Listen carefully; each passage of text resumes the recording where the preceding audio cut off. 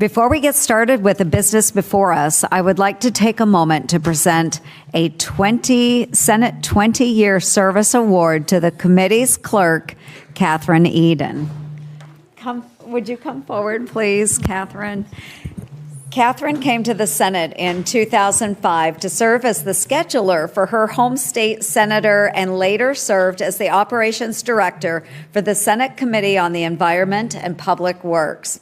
Catherine has served as the Small Business Committee's chief clerk for 10 years under the leadership of numerous chairmen and ranking members of the committee, including Senators Vitter, Cantwell, Shaheen, Rubio, Cardin, Paul, Markey, and Ernst. As a non-designated staffer of the committee, the chief clerk works for both the Republicans and the Democrats, which can be extremely challenging to navigate at times.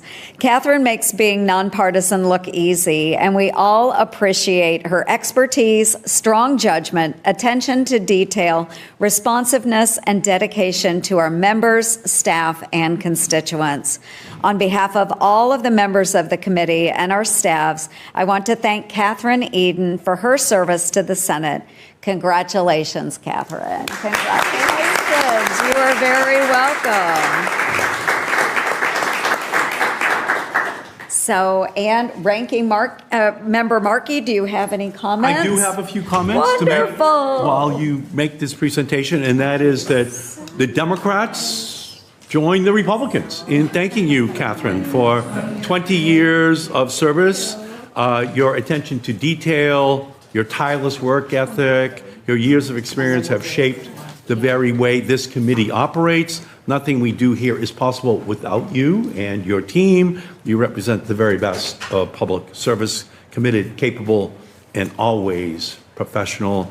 And I know I speak for all of our members when I say that we are enormously grateful for your 20 years of service. It's been outstanding. We're grateful for all you've done, and we're looking forward to the years ahead. So, great. Ranking Member, okay, can we go? Sure. For a photo. Let's do that. And then we have two former chairs. Yeah, two former chairs. Yeah. I'll get on the other side of you. Let me get on the other side of you here. Yep, come on in. Come on, ladies. They're so nice. I'm never in pictures. Here we go. Good. So we just tilt the top of the one forward, it's more perpendicular with the ground. There we go. All right, everyone. Hold that for me. Great. 3, 2, 1. Thank you. Thank you. Congratulations. Thank you. Thank you so much for your service. It's a real pleasure. Very nice.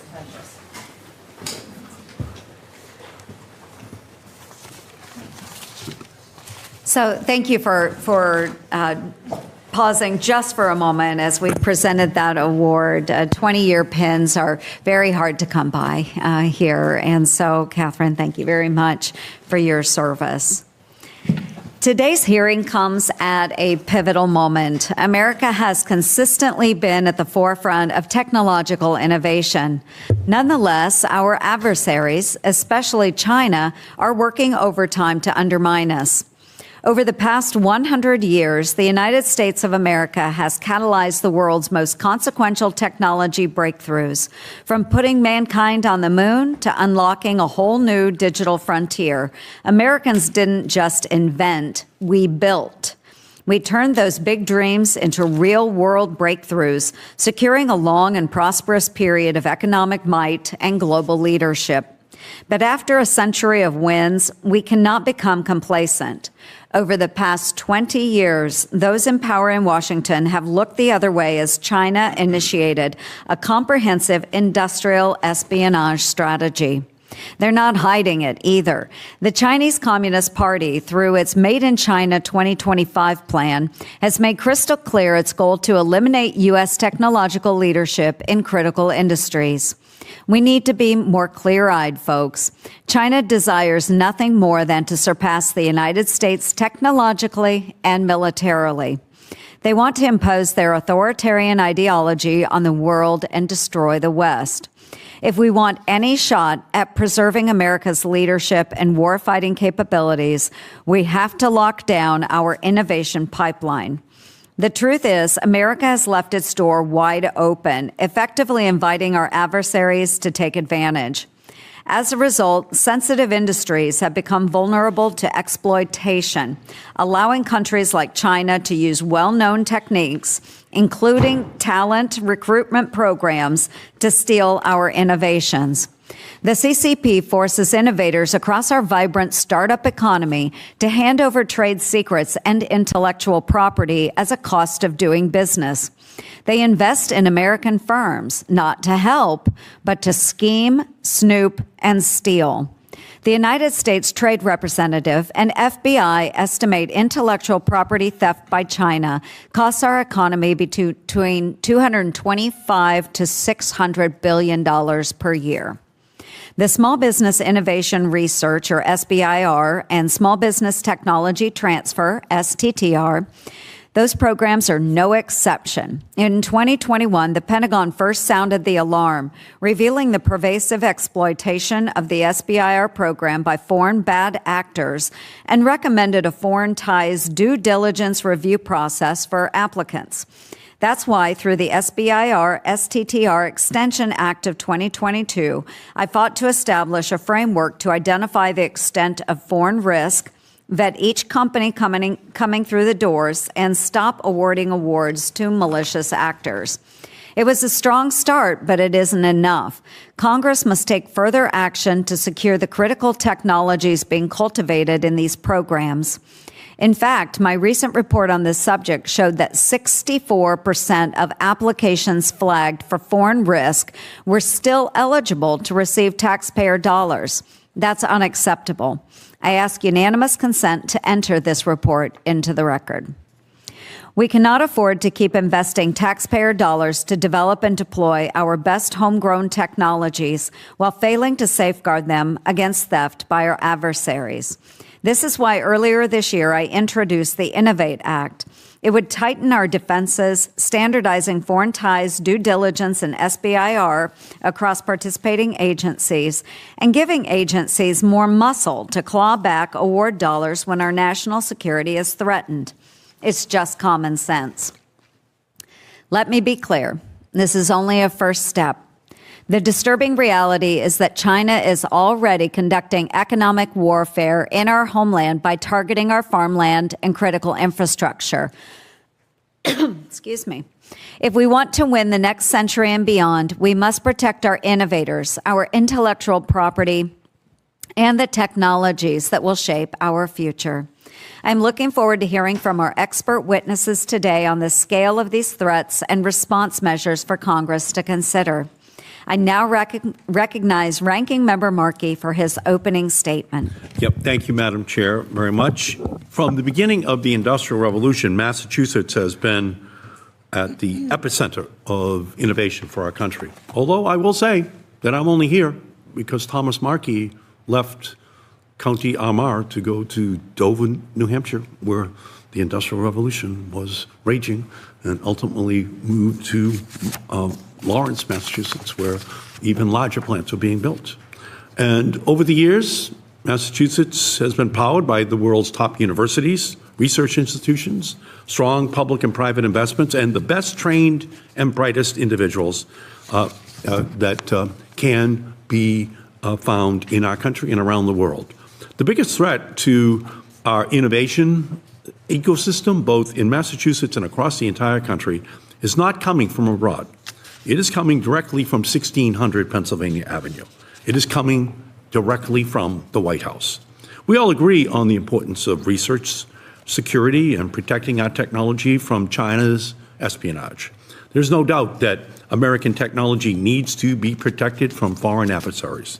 But right now, it is President Trump himself who is killing American innovation, and China is reaping the benefits of those decisions. Over the past 7 months, President Trump has launched an all-out attack on higher education, threatening to withhold billions of dollars from universities that do not bend to the will of the administration. Proposed dismantling the Department of Education, beginning with laying off half of the department's workforce. Gutted programs, grants, and staff for research and development at the U.S. Department of Agriculture, the Department of Energy, the Environmental Protection Agency. Slashed the National Institutes of Health budget by 40%. That's research in Alzheimer's and in diabetes and Parkinson's, cancer research, and laying off thousands and thousands of researchers. And it has gutted the National Science Foundation by 57%, and NASA by 24%. Repealed the Inflation Reduction Act for wind and solar, all-electric vehicles, battery storage technologies. China looks at us and they are saying, why are you gifting us with the clean energy future for the world and the biotech future for the world? Those are the industries of the 21st century. Why? What did we do to deserve this gift from the Trump administration? And it has also even canceled previously awarded research grants, including one to Boston Children's Hospital that was searching for a vaccine to fight all coronaviruses. And he is restricting foreign students from enrolling in universities and creating such a hostile environment that future innovators and researchers are choosing to take their talents elsewhere, including just staying in China. President Trump is taking America's crown jewel and handing it to China on a silver platter. Our federal government plays an outsized role in ensuring America has a competitive edge against the rest of the world, including China, whether that be through grants, contracts, funding for universities, friendly immigration policies, or robust agency funding. In 2022, 41% of basic research in the United States was federally funded, while only 35% was funded privately. Additionally, nearly a third of this federally funded research was performed at universities. These attacks and cuts to innovation will not result in a greater, stronger, wealthier America. In fact, President Trump's proposed 22% cut in research and development funding could shrink the U.S. economy by almost 4%. The last time we saw such a setback was during the Great Recession. With China on our heels, instead of attacking universities, gutting science-based agencies, canceling research grants, and dissuading the best and the brightest from around the world from moving here, we should be doubling down to ensure that the United States can continue to lead the world in innovation. So yes, I agree with my Republican colleagues that we must protect our innovation and research that is being produced here in America. But we also must make sure that we have something to protect. And I look forward to hearing from our witnesses today about the importance of investing in and protecting American innovation. And thank you, Chair Ernst, for holding this hearing. Yes, and thank you, Ranking Member Markey. And again, my apologies to our witnesses. They have called a second vote, and because we don't have other members present, I think we will go ahead and recess. We will come back. Have you voted, Josh? You have voted. Would you rather we go ahead and do? Keep going. Okay, we'll go ahead if Senator Hawley will hand the gavel to you so we don't have to recess.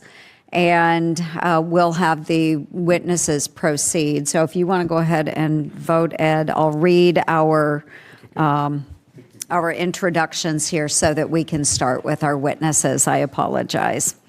We've got a lot of votes lately. Again, I want to extend a warm welcome to all of our witnesses, and I'll go ahead with introductions of those witnesses who are testifying here today. And I'm thankful that you did take time out of your schedules to join us. First, Miss Emily de la Bruyere is a senior fellow at the Foundation for Defense of Democracies with a focus on China policy. She is a co-founder of Horizon Advisory, a consulting firm focused on the implications of China's competitive approach to geopolitics. Emily holds affiliations with think tanks focused on national security and competition with China, including as a senior visiting fellow at the very good, okay, Institute for Tech Diplomacy at Purdue, and as a non-resident fellow at the National Bureau of Asian Research. Ms. de la Bruyere holds a bachelor's degree from Princeton University and a master's degree from Sciences Po, Paris. Next, Dr. William Hannes, did I say that right? Hannes, I want to make sure we get everyone's names right, is lead analyst and research professor at Georgetown Center for Security and Emerging Technology. Previously, Dr. Hannes was a member of the Senior Intelligence Service at the Central Intelligence Agency.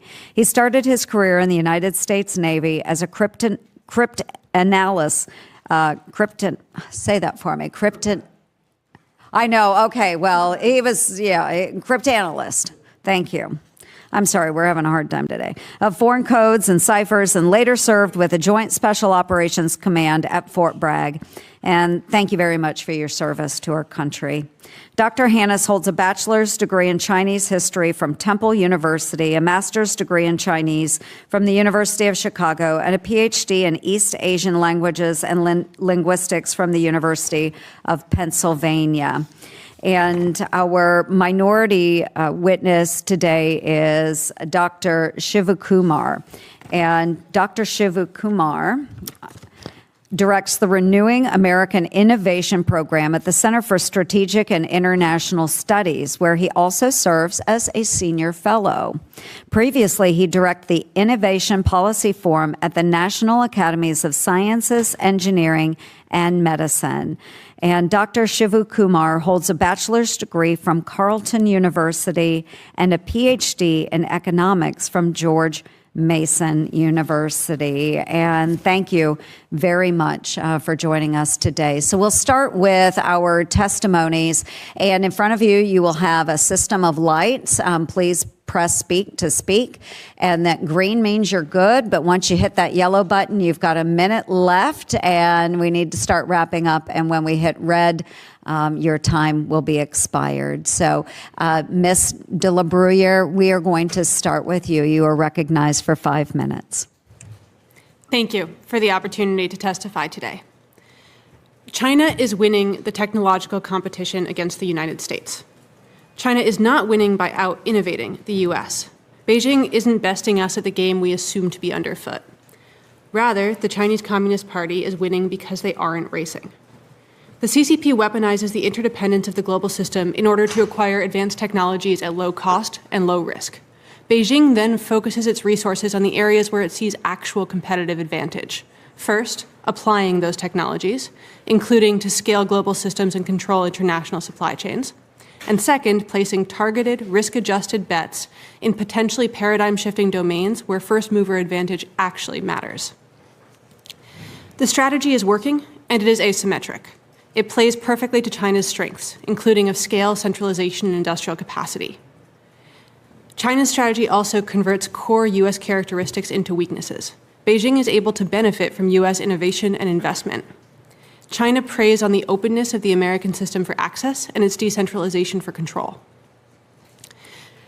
The risks and the threats of this approach are particularly acute today because, and this is core to the CCP's approach, the contemporary tech revolution is transforming the global order.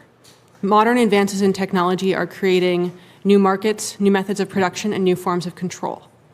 If China can win the tech contest, it can capture production, markets, and control. Avoiding as much requires first understanding Beijing's strategic orientation, and second, fighting back. That orientation begins with access to technology, from the academic and especially from the commercial sectors. To access commercial technology, Beijing leverages illicit means, like industrial espionage and, in China, forced data localization. But Beijing also, and in particular, takes advantage of entirely licit means. Beijing is manipulating, not attacking, the international business environment. Government-backed, and government-guided Chinese entities go out into the international system to obtain technology through acquisitions, joint ventures, direct and indirect investment, talent programs, and personnel recruitment, and even lawsuits. Those Chinese entities benefit from government support and guidance, freeing them from market forces, and therefore allowing them to redeem strategic value from counterparts who are bound by economic logics. Alongside those go-out vectors of tech acquisition, Beijing deploys a parallel and compounding bring-in program, leveraging the appeal of the Chinese market and Chinese industrial base to attract foreign IP, research and development, data, personnel, even capital. This strategy and positioning put all U.S. technology at risk. They ensure that the U.S. approach to tech development and leadership is not only a losing one, but in fact fuels America's strategic adversary. America needs to change its game. First, the U.S. government needs to shift from protecting American technology from China to defending the U.S. market from China. Washington needs to impose real and rigorous restrictions on Chinese commercial entities operating in the United States or seeking to access the U.S. market. Such restrictions should cover direct and indirect investment, joint ventures, including minority stakes, and tech licensing. They should also cover construction and deployment of information systems, components, and softwares.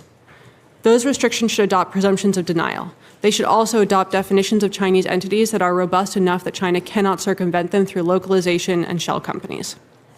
Second, the U.S. needs to activate its private sector to stop forfeiting critical U.S. resources to China and to start investing in the actual competition at hand. The private sector should have to choose between the U.S. and Chinese markets.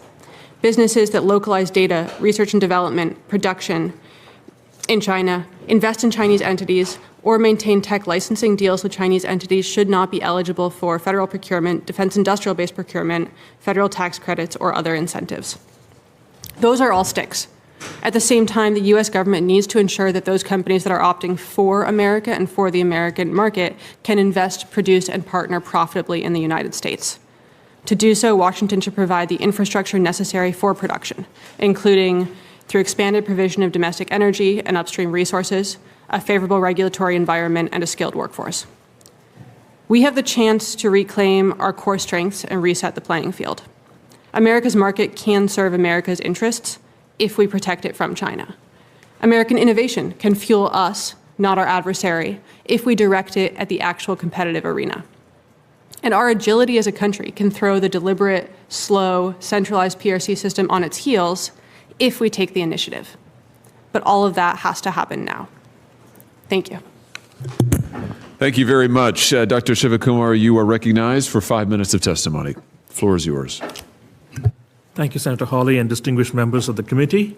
I'm honored to share my views on this important topic concerning our nation's innovation strategy. Just a quick note that CSIS is a bipartisan non-profit policy research organization dedicated to advancing practical ideas to address the world's challenges with a core mission to define the future of national security. Please note that CSIS does not take any institutional policy positions, so the views represented here are my own. So as we begin our discussion today, I think it's important to keep in mind that the global strategic environment has changed fundamentally. In fact, the world's innovation landscape today is multipolar. Others can quickly grab US ideas and run with them, as my colleague has just pointed out. Competitors and rivals are also rapidly developing their own ideas and have invested in scaling them up. So there's an important fact here that we need to pick up our own pace in this global race. U.S. innovation leadership depends critically on our own country's ability to invest in research, make new discoveries, and then bring those to the market faster and at competitive cost. So when competitive technologies aren't developed or can't reach scale because commercialization tools are underfunded, others will seize the opportunity. So this means that we must reinforce key elements of our own innovation ecosystem. A key point that I want to emphasize is that U.S. innovation, and by extension our competitiveness and national security, depends on sustained and substantial support to our federal R&D agencies and research institutions. Importantly, it also depends on our ability to convert the results of this research into products to meet the needs of the American people. While the U.S. remains an innovation powerhouse, it produces more IP than through our research, universities and corporations than any other country in the world. That edge is shrinking, and not least because our competitors and adversaries are advancing. Proposed cuts to our leading science agencies and research universities further erode that advantage. In the past, there were few places where inventions could be developed and rapidly commercialized. That reality has changed. So to maintain our competitive leadership and national security, we must surge investments into our domestic R&D technology, including scale-up, workforce development, advanced manufacturing, to ensure that the results of our research advantages and advantages U.S. security and everyday Americans. My second key point is to affirm that the SBIR program is a proven national security asset and that we must continue to strategically support and expand it. As someone who's directed multiple independent assessments of SBIR at the National Academies of Science and Engineering, I can affirm that the program is sound in concept and effective in practice. It enables startups and small businesses to bridge the valley of death, which is the gap between research or proof of concept and the commercial production. It allows agencies like DoD to procure cutting-edge innovations far faster than conventional programs that the Pentagon has. And SBIR has catalyzed the success of companies like Qualcomm, which have transformed our daily communications and today continues to support breakthrough technologies, including drones, next-generation reconnaissance, quantum technologies, and missile propellants. At a time of intensifying technological competition, SBIR awards contribute directly to our economic growth, technological leadership, and capabilities. Our adversaries and competitors have recognized the value of SBIR program for its proven outcomes and the technological leadership it has helped secure. As Chairman Ernst pointed out in her remarks, the DoD's internal report in 2021 documented efforts by state-sponsored Chinese firms targeting DoD SBIR companies, and that merits serious attention. But let's be clear, if a competitor is stealing your playbook, it's probably because your playbook works. To be sure, steps should be taken to defend small companies against cyber attacks and foreign efforts to acquire ownership or to steal technology. But SBIR supports small businesses that often lack the tools to protect themselves from this espionage, and they're often without in-house counsel, threat intelligence, or cybersecurity teams. So we need to provide active support for their cybersecurity awareness and defense. In other words, our response should not be shut down or weaken the successful program, but in fact to fortify it. For SBIR to work, it needs to be stable and substantial and yet flexible. First, it needs long periods of reauthorization. A strong program can't thrive in a climate of fiscal and legislative uncertainty. Secondly, we should strive to avoid over-regulation. Micro-level legislative requirements on the program tend to be less effective than coordination and encouragement at the program manager level. And third, we need to strengthen and encourage the transition to commercialization. SBIR helps companies cross the valley of death in phase 1 and phase 2, but in many cases, that bridge ends halfway across the valley of death. There are different paths to add an additional arch, including perhaps an active agency-financed phase 3, particularly for agencies that don't have a procurement function. So in conclusion, I just want to say that innovation without commercialization is in fact a lost opportunity. And in a world of accelerating competition, potential gifts to our adversaries. SBIR works, but it must be buttressed with cybersecurity support, flexible flow-on funding to facilitate commercialization, and programmatic stability. Most importantly, it must remain embedded within a strong ecosystem, one that is supported by sustained and substantial investment in our federal R&D agencies and research institutions. Thank you very much, and I look forward to your questions. Thank you very much. Dr. Hannes, you're recognized for 5 minutes for your testimony. The floor is yours. Thank you. Chair Ernst, Ranking Member Markey, distinguished members of the committee and staff, I'm grateful for the opportunity to testify on this topic. I'm a founding member of Georgetown University's Center for Security and Emerging Technology, where I track Chinese threats, technology threats posed by China. Prior to that, I was a senior intelligence service officer at CIA managing the same portfolio. These efforts led to 2 books, on Chinese industrial espionage in 2013 and 2021, and to other studies on the topic. My interest in Chinese foreign tech transfer began as a graduate student preparing a thesis on China's cultural predisposition for holistic thought, which has served China well in practical terms, but hinders progress in basic science that has plagued China since antiquity. I bring this up to emphasize that China's reliance on foreign ideas has historical roots not easily overcome. Another factor that drew me to the topic was the discovery that China treats foreign technology acquisition as an academic discipline. 科技情报学, literally S&T intelligenceology, on a par with other scientific fields replete with degree programs, how-to manuals, academic journals, and career positions supported by legislation and an army of some 100,000 S&T intelligence operatives. That's the term they use. So the notion that China's informal transfer of foreign technology is done by opportunistic individuals is pure myth. This is a state-backed, soup-to-nuts system that has been running at the central government's direction since the 1950s and is not abating even as China's indigenous accomplishments grow. It's impossible to condense volumes of research into 5 minutes, but here are the basics. China uses 3 types of transfer practices: legal, illegal, and extra-legal. Illegal transfers run from insider operations, patent infringement, reverse engineering, to the hacking and clandestine exploits we read about in the press. These tech espionage cases are so numerous that the ODNI issues 2 annual reports, one for China and one for the rest of the world. Legal transfers done through China's US-based subsidiaries, startup accelerators, targeted hires, direct and indirect investment, mergers and acquisitions, and tech for trade agreements are easy to spot but hard to counter because US participants and oversight officials often confuse legal with in the US interest. Finally, there are a dozen categories of extra-legal venues that China uses, including front organizations for deniability, paid short-term visits to state debriefing centers, overseas technical support guilds, online recruiting, and, of course, China's human talent recruitment programs. In a 1923 book on artificial intelligence, we gave examples of U.S. firms in China, including Microsoft, Intel, and IBM, working with China on AI developments and credited by the Chinese alumni of the programs as critical to China's success.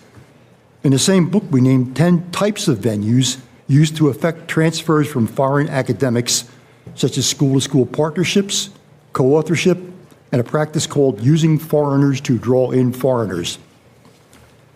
These practices threaten U.S. businesses large and small. The latter are especially vulnerable owing to a scarcity of research funds and investment capital, shrinking talent pools, fewer opportunities to commercialize breakthroughs, inadequate due diligence, and limited venues for redress. So what can be done? First, we must appreciate that the reason this is a problem at all is because our lead has shrunk to the point where theft matters, whereas before we were so far ahead it didn't matter. Rebuilding U.S. research, entrepreneurship, and productive capacity independently of whatever China is doing or stealing is the only sure way out. Meanwhile, we propose 5 common sense measures. Data on China's transfer practices should be gathered and shared with U.S. firms and academic compliance offices. 2, clear guidelines on what is legally permissible should be communicated to foreign actors contemplating research in the United States and to U.S. persons doing research, doing business in China. Members of China's overseas support guilds, talent recruitment programs, lobbying groups, and other United Front operatives should register as foreign agents. 4, recipients of U.S. government funding should report contacts with or travel to China to minimize China's ability to benefit from U.S. federal and state level investment. Finally, there are opportunities for U.S. authorities to stand China's transfer apparatus on its head by seating these venues with persons disposed to support U.S. interests. We're past the point where this problem can be ignored. The gap between tech breakthroughs and consequences is measured now in weeks, which puts a premium on keeping what we invent. Thank you for this opportunity to address this issue. Thank you very much for your testimony, and we will now go into our question and answer period, and each member will have 5 minutes. I now recognize myself for 5 minutes of questions. And Ms. de la Bruyere, let's start with you. I was a proud leader in the creation of a new foreign ties due diligence process for SBIR in 2022. My Innovate Act would create a clear and consistent definition of foreign risk to improve agencies' analysis of adversarial threats. Which methods does China most commonly use to exploit technology of innovative startups, and how can we best restrict the flow of those taxpayer dollars to compromised entities? Thank you for that question. I obviously can't answer without first prefacing that China has an immense arsenal and it's adaptive. So when we put up protections, China tends to find or try to find ways around them. That said, common methods include first investment, including both directly via Chinese companies and funds and indirectly as, for example, limited partners in US funds. Second, China uses both customer and supply relationships as well as the information sharing that those create, and personnel. Including, as have been mentioned, talent programs, talent poaching, and embedding of personnel. Protecting against this requires top-down measures from Washington and also expectations put on companies that are receiving federal funding. From the top down, general U.S. restrictions on Chinese investment and presence in the U.S. should be strengthened. For instance, CFIUS should be strengthened to respond to China's indirect investment methods as well as directed ones. But also, federal funding mechanisms like the SBIR program should include due diligence requirements. And those due diligence requirements have to be best in class, and they have to be updated for the realities of China's adaptive and indirect ways or means. It's not enough to say what's first-level ownership or what are direct investments coming into a funded entity. It's also not enough to say just what are its first-tier customers. Due diligence has to look at the indirect investments. It has to look, for instance, at customer as well as tiered down suppliers. And due diligence processes have to be adaptive or proactive so that they're looking at what China's going to be doing next, not what it's already doing.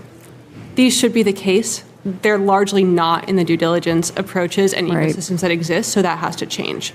And then also from the bottom up, companies that are receiving federal funding should be expected to be doing and refreshing their due diligence throughout their lifespans. So that should include looking at who they're taking money for and really vetting that for Chinese ties, who they're supplying to, who their customers are, who their partners are. There should be no entity, whether a research university or a two-person startup in a garage that's getting U.S. federal funding that's also partnering with Chinese entities. And that should be fundamental, and the penalties should include clawbacks because there has to be an actual risk in there. No, thank you. That was very good. A lot of solutions just in that one answer, so I appreciate that. Dr. Hannes, in your testimony, you discuss how U.S. oversight officials often confuse legal with in the U.S. interest. Can you elaborate further on how to get our federal officials to stop awarding taxpayer-funded grants and contracts to companies that have clear ties to CCP espionage? Simply said, but hard to implement. You need data and access to the data. Let me share a war story. Some years ago, I was part of a team reviewing bids of a large U.S. government contract. We had necked down some 200 bidders to a dozen and rank ordered them. And by pure chance, I noticed that one of the companies, which was in the top rung, was pitching a professor at a U.S. engineering college, whom I remembered as a China Talent Program member, who wrote software for China's bio industry. So we drew the money line just above that company. This is not the way to operate. The event should have happened by design, not luck. It's entirely possible for the U.S. government to build detailed lists of persons and venues affiliated with China's technology transfer programs against which grant proposals can be vetted. In fact, we spearheaded a pilot a few years ago that enjoyed some success, but access was restricted, it was limited, which didn't do corporate America much good. And thank you for that. It's a clear demonstration of why my Innovate Act strengthens the denial authority and provides clarity to our program managers that they can't move forward with awards if there are clear threats out there. So I really do appreciate it. We will go next to a ranking member, Markey, for his questions. Thank you, Madam Chair. Dr. Shiva Kumar, as you know, the Small Business Innovation Research and the Small Business Technology Transfer programs will expire in just over 2 months. And these programs have played an essential role in driving our country's innovation, resulting in at least 70,000 patents and 700 public companies.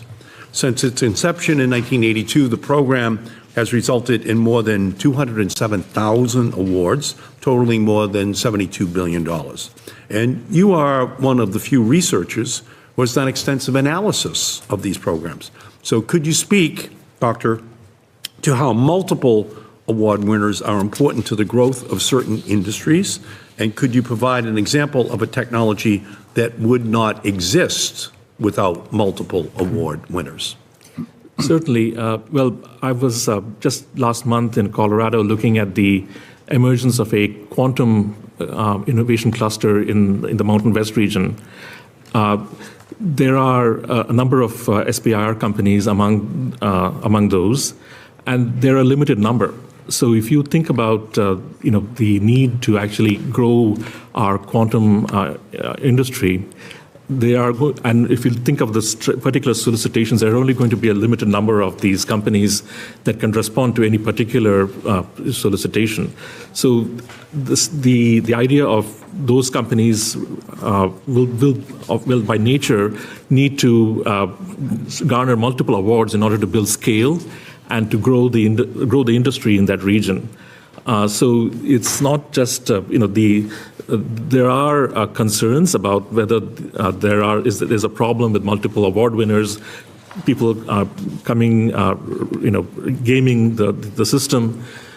There are cases to be made where multiple award winners are actually important to our national security. If we need to build up our quantum industry, for example. On the other hand, we have program managers at the various agencies who are best positioned to actually monitor any abuse of the program by gaming the system to get multiple awards. My recommendation is not for for the Senate or the Congress to sort of manage the program from here, but provide the program managers the resources and the confidence to actually manage their programs. If there are problems, let them document the award if they are going to give the award. Could you speak to the impact of the 2022 due diligence program in protecting our SBIR and STTR programs? So I think there is obviously an important aspect in protecting our IP, but there is also the consideration that it's a global race now in terms of innovation. There are multiple countries in the world, including China, that have strong innovation systems. And as the old football saying, you can't win purely on defense. You need a very strong offense, which means that we need to supercharge our innovation system, by making sure that our universities churn out, our research institutions churn out new ideas, by making sure that programs like SBIR take those ideas and bring them into businesses, build prototypes, get them ready for the market, and then to scale those technologies further up so that we can be competitive internationally while also creating new opportunities for Americans. So it's yes, we need to defend, but I think we need to look at both sides of that equation as well. We need to have a strong offense in terms of a very vibrant innovation system. Yeah, and that strong offense would be not cutting the National Institutes of Health, not cutting investment in batteries and solar and wind, not cutting investment in the National Science Foundation, investing in our young people to compete. Here's a headline from just last week. China puts new restrictions on EV battery manufacturing technology. Okay. Now that they've made the breakthrough, now that there are companies like BYD, Build Your Dreams, are way ahead of Ford and General Motors and way ahead of Tesla, they're now going to put restrictions on the transfer of any of their battery technology around the world. And they invited us in, but their condition was we have to share our technology with them. Now that they're sprinting ahead, they're going to put restrictions on. So it looks like they were playing us for Uncle Sucker the whole way, and we just have to be realistic about it. But the way to respond is not to cut our research in these critical areas. There's going to be 20 million all-electric vehicles sold around the world this year. We only sell 17 million total vehicles in the United States each year. And so we're seeding the future, and basically what China is doing is putting up the walls to protect not just against us, but anyone else now being able to compete effectively with them in the marketplace. And we just have to be ruthlessly realistic about that reality. Thank you, Madam Chair. Okay, thank you, Ranking Member. And Senator Curtis, you are recognized for 5 minutes. Thank you, Madam Chair. I'm really proud to represent Utah. Like some of my colleagues, Utah represents 99% small businesses. This is just a really important committee and topic. It's the lifeblood of our state. Utah is a major entrepreneurial hub for innovation as well. A lot of our businesses have seen their intellectual property stolen, and Chinese entities frequently copycat their products. They see them on places like Temu and other things like that. I'm actually convinced that our small businesses have a disproportionate burden here because they don't have compliance officers, they don't have layers of lawyers and accountants. So I guess my question for all three of you is, how vulnerable are our startups, specifically to these Chinese espionage, and are there specific industries that are more at risk? Please. The short answer is highly vulnerable, and not only because of the resource constraints that small businesses face, but also because of the dearth of resource constraints that Chinese entities face. The way Beijing positions in the international commercial ecosystem is to a state-led, enterprise-driven approach where Chinese agents, companies go out, they have state backing in the direction, and that means that they're not bound by market forces, which lets them reap strategic advantage off of entities that are bound by economic logics, especially those like small businesses that have serious resource constraints. And ways that Beijing does this include targeting distressed companies, companies on the verge of or after bankruptcy, ones that really need to raise investment rounds and will take investment from anyone that's willing to give them money, in short, that have strategic value but aren't necessarily on a commercial trajectory or one that gives them the freedom to choose between long-term strategic interests for them or the country and Beijing. And that's a massive difficulty, and you can't solve that without having restrictions on China's role and the role of Chinese entities in the U.S. system. Thank you. So I made some notes on that point, and yes, indeed, they are especially vulnerable to small businesses for a number of reasons. You know, one being the scarcity of research funds and investment capital. So it's not available here, so they look at China, even if they don't know they're looking at China. Shrinking talent pools, ditto. Plenty of talent available through China's diaspora community, but less and less within the indigenous American population. Fewer opportunities to commercialize breakthroughs, that's big. They have discoveries, how do they bring it to market? Not easily done. And it was pointed out, inadequate due diligence. They don't have the wherewithal to determine who are friendlies and who are not. And finally, limited venues for redress. You discover something that you're an agreed party to an agreement, and what do you do about it? Very little you can do about it as a small business. So yeah, they are very vulnerable. The FBI said that China is, quote, the world's principal infringer of intellectual property, and that it uses laws and regulations to put foreign companies at a disadvantage and its own companies at an advantage. Earlier this year, I introduced the Combating China's Pilfering of Intellectual Property, CCP-IP Act, which holds China accountable for stealing American ideas. This bill would enforce sanctions and visa restrictions on Chinese officials and citizens engaged in intellectual property. Can any of you walk us through how intellectual property theft transfers into long-term economic or national security losses for the United States? Go ahead, yeah. I mean, I think to answer that question, you fundamentally go back to what China's trying to do with intellectual property. Beijing's not just developing cutting-edge technology. Beijing is stealing cutting-edge technology and then focusing on its applications, so the commercial and the industrial returns that come from that. And Beijing's doing that for two primary objectives. One is to control international supply chains. If you control batteries were mentioned, for instance, the global battery market, you control automobiles. And also you make sure that the U.S. depends on you, which gives you leverage in economic and geopolitical environments. And second, perhaps most importantly, offensively, Beijing's working to build and to scale the global infrastructure for a new technological environment. In information technology, for instance, a unified information network that collects all data and transmits all data.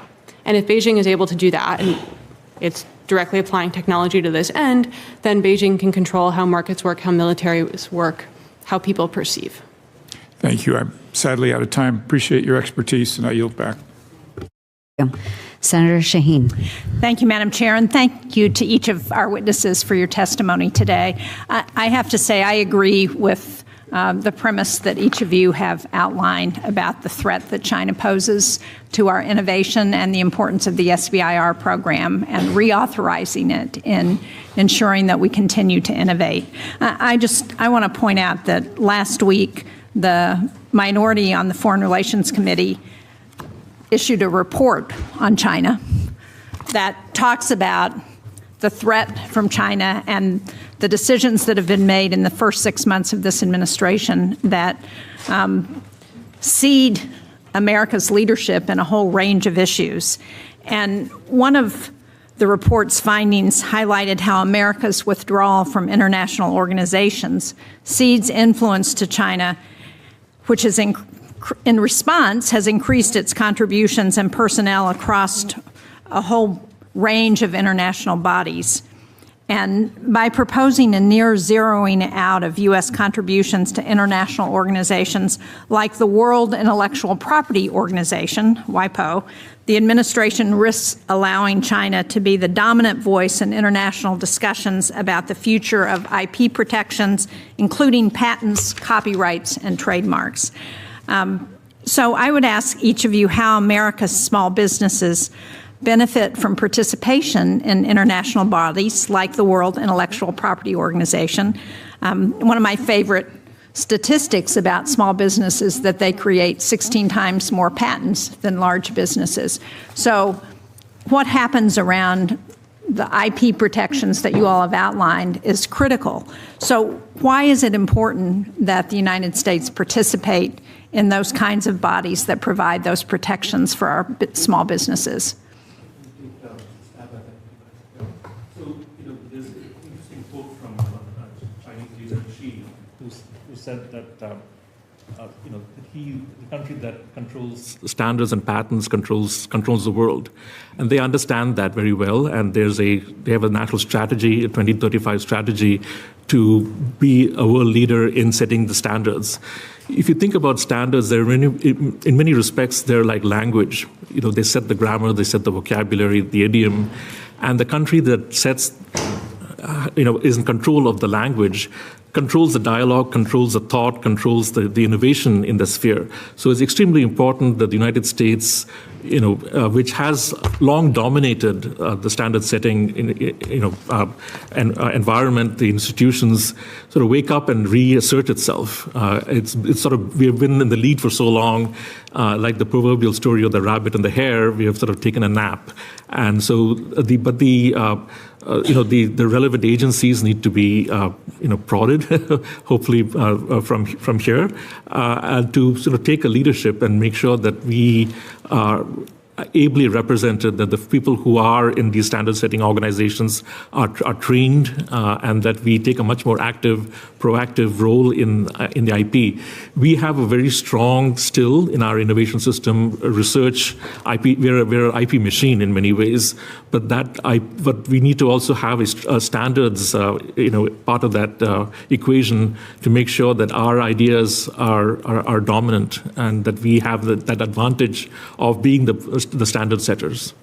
So if we don't pay our dues to WIPO by the end of this year, we run the risk of not being able to participate again. And what kind of a disadvantage does that put the United States businesses in if that happens? Well, if somebody else is writing the rules by which you have to play, that certainly puts you at a disadvantage. So that's not a situation where you want to be. Thank you. Yes, if I may add, I think one of the underestimated risks of China's approach is that Beijing has co-opted international organizations, including and especially standard-setting organizations and intellectual property organizations. And Beijing does so with the benefits of its centralization and scale. That means that even an activated U.S. approach to those organizations doesn't have any hope. China floods the ITU with members who are paid. They've pre-decided what standards they're going to form, which means that just by engaging in these standards, the U.S. in these organizations, the U.S. will be at a disadvantage. So the hope that the U.S. can claim is by extracting China from a system that has manipulated and restoring its integrity such that activities go in a way that follows their actual rules and intent. But if we're not at the table, how are we going to extract China and how are we going to hope to compete if we're not even there? We need to establish organizations that don't have China in them, or find ways like... But again, how do we do that if we're not there to address the rules of those organizations and to establish that ability to make sure that China doesn't participate? You don't have to be part of an organization to launch a new one. Are we in the process of doing that? I think that the most strategically significant move with international organizations the U.S. could make right now would be to revoke China's permanent normal trade relations status. It's a World Trade Organization move, not a WIPO. Oh, I wouldn't disagree with that at all. I think that is not a bad move. And then you could have trickle-down effects throughout other organizations that Beijing has co-opted. Very good. Thank you. That'll be our next project. So thank you. I recognize Senator Young for 5 minutes. Thank you, Chair.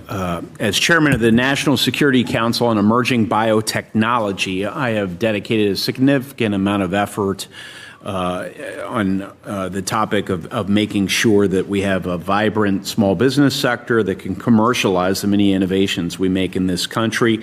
And one of the key recommendations we have in that report is the urgent need to mobilize the private sector by enhancing the reach and the effectiveness of the small business innovation research and small business technology transfer programs. These programs are essential for advancing early-stage innovation and scaling U.S. technologies. They are proven. They have been bipartisan, but we think they certainly can be improved. Mr. Hanas, you've been closely involved with the NSCEB. Thank you for your assistance. You helped us shape recommendations.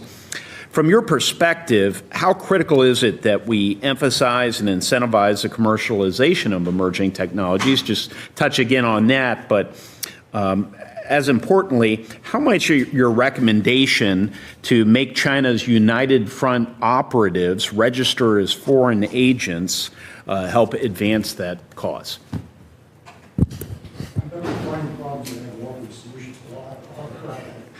So, the first point, yeah, I mean, this is where China excels in commercializing technology. They never set the world on fire in coming up with abstract indigenous theoretical discoveries, but what they do exceptionally well is commercialize what anybody in the world finds. We seem to have exported or lost that ability to commercialize, and there was a time when we could get along okay with royalties from patents for inventions that we created, but those days are gone. You need to commercialize. And here we might draw a lesson for once from China, something they're doing. I was kind of shocked to discover a few years ago that they have what are called commercialization centers, which are anything from a storefront with two people in it to acres wide and stories tall complexes that exist solely for the purpose of commercializing technology, both foreign and indigenous. They don't discriminate. If it's technology, they'll commercialize it, getting it to market and or weaponizing it, before anybody else does. I don't know that we have anything like that, and I think we might be able to learn a lesson from that. And your second question, Senator? If you could very briefly, because I have limited time, but just touch on your recommendation pertaining to making China's United Front operatives register as foreign agents. Well, clearly they are. No one's held their feet to the fire to this extent. And again, it goes back to data. We need to understand, what groups of people are involved. We already do understand that at a certain level, but we need to get this information into a database where it's scrutinized and made available to other people who can make these analytic judgments and execute these decisions that we make in determining, who are actually China's China's unpaid actors, Sure. China's influence operators. It's not done. It's done. It's hit and miss. You know, it seems to me a sports analogy is applicable here. A good defense is also a good offense, right? In this case, if we cut down on the theft of intellectual property, we leave it to our own market, our own investors and entrepreneurs, if we up our game with respect to commercialization, to deploy, whatever business model they think appropriate to take advantage of those breakthroughs, creates jobs and prosperity and helps our national security. So I think the two are very much linked. Ms. Della Bruyere, I'm sorry if I butchered your name. How can we better ensure sustained U.S. leadership in the development and deployment of emerging tech through your proposal to prohibit certain businesses from eligibility for federal procurement if they run afoul of any of the proscriptions that you suggest, data research, procurement localization, investment in Chinese entities? How would that work? That starts with defense, right? Part of that is then we're trying to defend our technology from China's access. Yes. Perhaps more important than that, because fundamentally defense will only work so well against China, is that moves like that send a message to the private sector. And they tell the private sector that you have to make a choice between the US market and between China. And also that you can profit from investing in America, and investment in the US and countering of China can be a profitable thesis. The US's greatest strength is our private sector, but that has to be what's activated for the contest against China. We can't just have the government impose restrictions and think that that will work. So moves that force a choice and make US government support contingent on a competitive approach to China send a signal to the private sector. Thank you. I'm out of time. Dr. Shivakumar, good to see you. I've enjoyed our work together. Chair? Yeah, thank you, Senator Young. Senator Justice, you're recognized. Thank you, Madam Chair and Ranking Member and all these wonderful witnesses. And I'm not going to attempt to butcher your last names. No, there's no way. So for me, we're going to go with Emily, Doc 1, Doc 2. Okay. So let me just start off by making a little bit of a statement, because I've got a lot of white hair. I'm a new kid on the block. Really, I came here for the right reasons, and period. I don't want anything. I don't want a thing in the world for me. But with all that being said, I can't for the life of me understand why all the smarts around this table, all the smarts here, all the smarts back there, why we can't just realize where we are. I mean, we have known forever and a day what China's doing, and we haven't done anything about it. And America believes that no matter what in the world happens, and I'm a believer too, no matter what in the world happens, it's all going to be great, and we can go to Wendy's and get baby dog chicken nuggets this afternoon. We know we can. But now just think about this just for a second, and let me just take you back just in time. Jimmy Carter was the president. We'd given away the Panama Canal.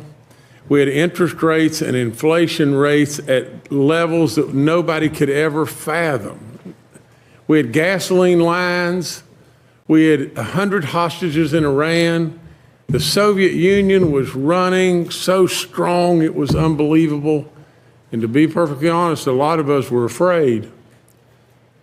At that point in time, who could have ever dreamed that the Soviet Union could stumble? And then all of a sudden we elected Ronald Reagan, and just in a very, very, very short period, almost no time, Ronald Reagan was standing in front of the Berlin Wall saying, Gorbachev, tear down this wall. And the Soviet Union collapsed. Why do we not believe and move with the light speed that we should be moving with, that it could happen to us? And it can. We're right on the cusp right now of needing energy like you can't imagine. Absolutely, we're going to have to decide between homes and industry. We are, if we don't really get moving. Now, So why in the world does the smarts of this room that is unbelievable not solve the problem? We've got to solve the problem. I mean, for God's sakes, a living. I mean, if in Madam Chairman's home state, if people are out digging up seeds and stealing our technology of how we grow these phenomenal crops that yield beyond belief, and I'm a farmer too, I mean, what will they not do? What in the world will they not do? So all I can say to you is just this, is to the small business folks, and my only question would be just this, that's already been asked 14 times. How do you protect them? They don't have a host of accountants or lawyers or whatever it may be, or advisors. How do you protect them? And literally, for all of us, a lot of y'all are really young and don't have white hair, but it'll probably happen to you sometime. I was skinny and had brown hair for a long time. And now look. But anyway, all that being said, absolutely, we have got to solve the problem. We got to solve the problem right now. How do you protect the small businesses? Let's go with Emily, Doc 1, Doc 2. Go very quickly. I've only got a minute, and I've said exactly how I feel. But at the end of the day, come on, guys. Come on, all of us. All of us got to pull the rope together. We have everything at stake. It's not time to be Democrats and Republicans. It's time for all of us to pull this rope together. Emily, please. We remove China from our market, and we incentivize companies to invest in making. We remove China from our market, and we incentivize companies not just to develop research, but to produce. Doc 1. So SBIR is a huge asset that we have to accelerate technologies using our small businesses. We need to arm them with the wherewithal, the resources to inoculate themselves and to be aware, so that they're not susceptible to this sort of theft. Doc 2. You level the playing field so China can't continue to do what it has been doing. 100% right. Madam Chair, I defer my 5 seconds. I'm over time. Thank you, Senator Justice. And thanks for bringing up the Chinese theft of seeds in Iowa that happened in 2013, I believe, and they were sentenced in 2016. But yes, it does happen. They steal our intellectual property and reverse engineer. So we will next go to Senator Husted for 5 minutes. Thank you. Thank you, Madam Chair. Thanks to the witnesses for joining us today. Complicated issue. It seems, in listening to you and from the work that I've done in my life, it seems like we got a situation where our freedom is being used against us. We allow Chinese students to study at our universities many times, not many times, but sometimes, to our detriment, stealing intellectual property, our ideas, outright espionage. Anytime a small business sells into the Chinese market, I don't know how many times I've talked to a small business, said, look, I was selling it. Next thing I know, they're selling it. They stole my IP. I have no recourse in their courts. We have recourse they have recourse, though, in our courts. We treat them, we give their businesses the same protections we give our businesses, but yet that's not reciprocated. Not to mention, some of their advances clearly have also come from stealing technologies in other nations, from other innovations that go there. And I know in talking to small businesses since the tariff issue has come up, that they say, well, a lot of times they say, well, I don't necessarily like them. However, how in the world, it's about time somebody stands up and protects me from what's going on when I try to sell into China and what they sell into our country and other countries. I'll ask each of you to comment on that. What recommendations would you make to the Trump administration as they're looking at the issue of trade with China, and how can we use our trade relationship or the bilateral conversations that are happening to address some of the issues you've discussed today? Dr. Hannes, you can start with you and go down the line. Again, my apologies. I'm not good at solutions, but There is one point that needs to be brought up that is germane, I think, to your question, and we didn't touch on it enough before. This is not solely a U.S. problem. China does not discriminate among the countries that it exploits. Our book on Chinese industrial espionage was translated into 2 languages. Guess which 2? Japanese and Korean, because they're suffering the same problems we are. So one of the things we can do is ally ourselves with our allies who are suffering from the same depredations and come up with a common front against the problem. That would be my major recommendation. Okay, thank you.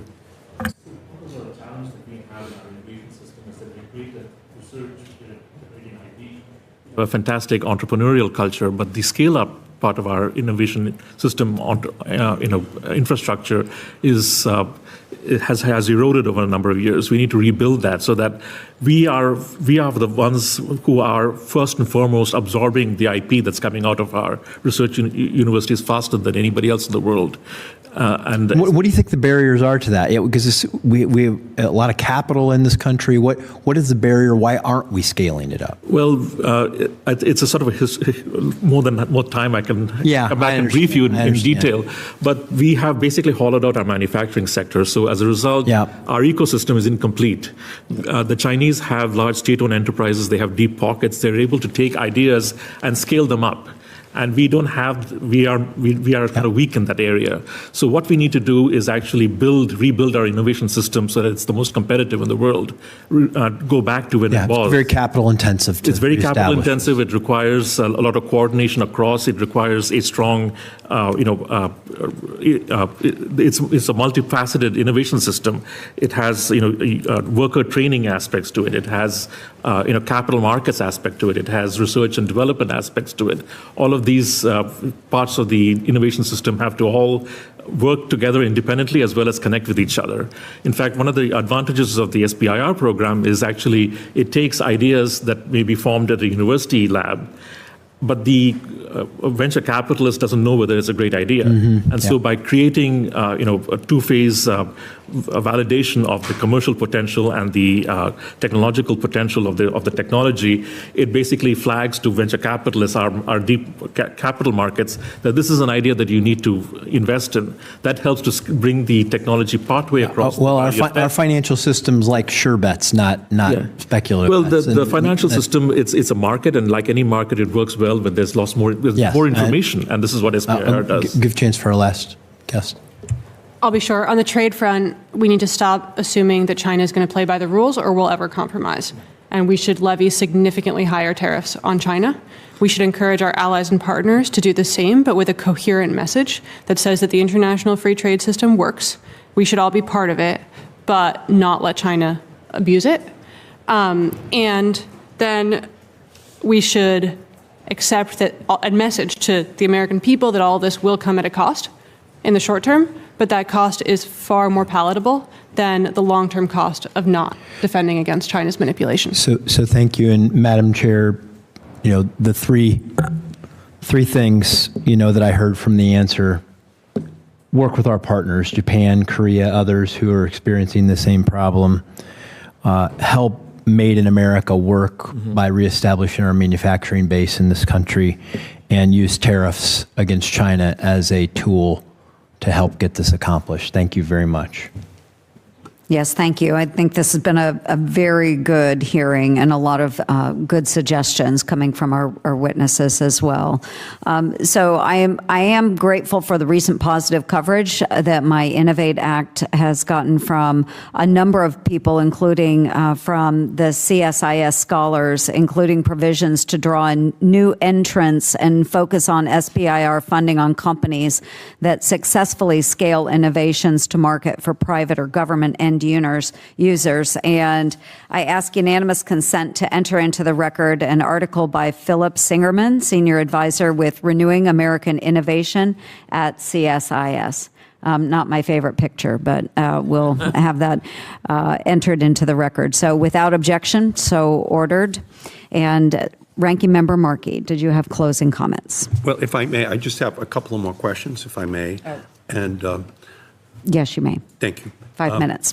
As I mentioned in my opening statement, President Trump has single-handedly decimated our innovation ecosystem.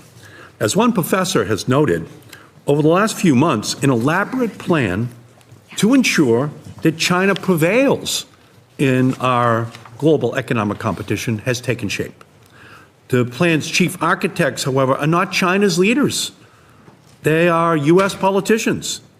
And the professor goes on to say the Trump administration's cuts to federal agencies are undermining the United States' ability to innovate.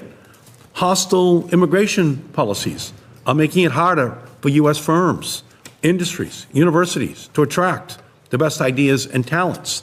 Wild threats of tariffs and restrictions on foreign supply chains are terrifying investors. President Trump has created the perfect storm to destroy our competitive edge. So, Dr. Shivakumar, how will gutting our innovation ecosystem benefit China? Well, it'll benefit China by taking us out of the race, clearly. But I think what we need to do is to actually supercharge our innovation system by reinforcing all the things that do work and fixing the things that don't. There are a number of connection points, and our research system is something that we have been investing in for decades now. And it's a legacy system, and it requires reform. But at the same time, you reform it, you don't destroy it. It's an important facet of our innovation system. It requires care and renovation and resources. Yep. So over the Boston Public Library, it says, the education of its people is the best defense of a nation. And that's been a bipartisan agreement that Democrats and Republicans have had over generations, that it benefits our national security, it benefits our innovation culture. And in 1957, President Eisenhower enacted the National Defense Education Act. Sputnik was up in the air, giving us an electronic finger from outer space. You're behind. You're behind. We're ahead of you. So I went to college on a national defense student loan, as did millions of other kids. We got to get in this race. We got to educate people, because President Eisenhower recognized that the only way the United States was going to win the space race and protect our national security was to invest in education, invest in those institutions, provide financial assistance to students. Now in 2025, President Trump is doing the exact opposite, taking a sledgehammer to our world-renowned innovation ecosystem, dismantling our education system, and undermining America's competitive edge. And these impacts will be felt for generations to come. As one researcher said, if this continues, we are going to lose a generation of scientists. So, Dr. Shivakumar, what impact will President Trump's attacks have on American innovation, our national security, our ability to attract the best and the brightest? Well,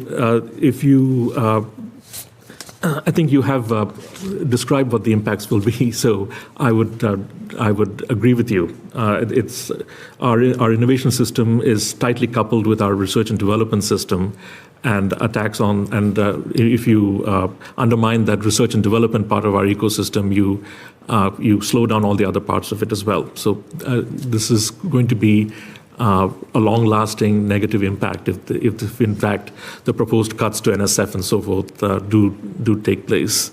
But this is what the president has proposed. I think it's for the president to propose, for Congress to dispose. So I'm hopeful. Yep. So I've been in Congress for a while. Mm-hmm. I did not vote for most favored nation status for China.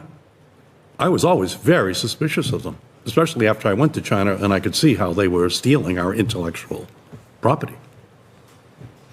When in the year 2000 there was a vote on making it permanent, normal trade relations, there's nothing normal about trade relations with China.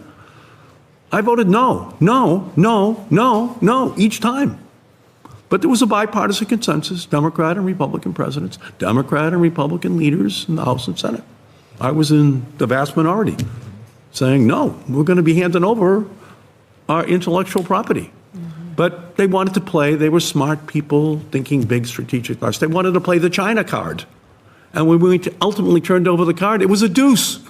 We didn't get anything in return. They didn't help us strategically. They just helped themselves economically. And now that they have the lead, they're putting up barriers. They have a battery that can recharge for 5 minutes, and the car goes 400 miles. They're not going to allow that to come to the United States for manufacturing, because they are now going to actually finish off this plan which they had to take advantage of us, and then in turn have us not be able to compete with them on all of these key innovation technologies. That's why SBIR is so important. That's why all of the investment that we make in innovation and R&D is just so critical. And we're just, unfortunately, increasingly just leaving the playing field. And China, I'm sure, is in a state of shock that we're doing it, not receiving anything in return from the Chinese as a reciprocal concession that is made to us. Okay. I thank you, Madam Chair. I just think this is such an important area for all of us to be able to focus on. Thank you, Ranking Member Markey, and thank you to our witnesses for your insight today to inform this discussion. Obviously, we all care very, very much about this issue. Our response to China's targeted exploitation of American innovators is of critical importance for America's competitiveness in the years to come. To maintain our edge, we have to do two things: ensure taxpayer dollars are invested in the best and the brightest innovators with a plan to scale ideas from lab to market or to our war fighters. That's very important. And number two, eliminate loopholes by which CCP compromised firms gain funding. And I do want to be very clear here. There is a difference between companies who have won a handful of SBIR awards versus SBIR mills with hundreds of awards over 40 years in the program. While it is a positive step that we have the foreign ties due diligence program in place, this data has revealed a concerning reality. 6 of the 25 largest recipients of SBIR awards at the Department of Defense have clear links to China and still received nearly $180 million from the Pentagon in 2023 and 2024. And that was after the implementation of foreign ties due diligence. Rather than focus on funding on a very select, few well-connected companies who pursue joint ventures and other business ventures with China, my Innovate Act would target funding on firms looking to build and commercialize technology here for the benefit of Americans. I will continue to shine a light on this issue and work towards reforms. And with that, I will if I may. You had 5 minutes, Ranking Member Markey. And I would also ask that if anybody would like to take a look at the information, my report is on our Senate Small Business Committee website. You can go to the Republican tab, go under press releases, and you may read it for yourselves. So we have that. Unanimous consent yes. request? Yeah. I make a unanimous consent request that the independent Government Accountability Office evaluation of the due diligence program that focuses on the Small Business Innovation Program and the Small Business Technology Transfer Program that found that all 11 agencies have successfully implemented the due diligence program, and I congratulate you on that, in 2022, continues to be successful. They're working, and they've identified the potential foreign risk, and they've addressed them. And I would just like to put that report in the record. Without objection. So that all of that information is made available. And with that, I want to thank our witnesses for being here with us today. I ask unanimous consent that the record of today's hearing remain open for 2 weeks for members to submit questions, revise and extend their remarks, and submit additional information into the record. And without objection, so ordered. And again, we want to thank our witnesses for being here today, and obviously an issue of great, great importance to all of us. And with that, the Committee on Small Business and Entrepreneurship stands adjourned.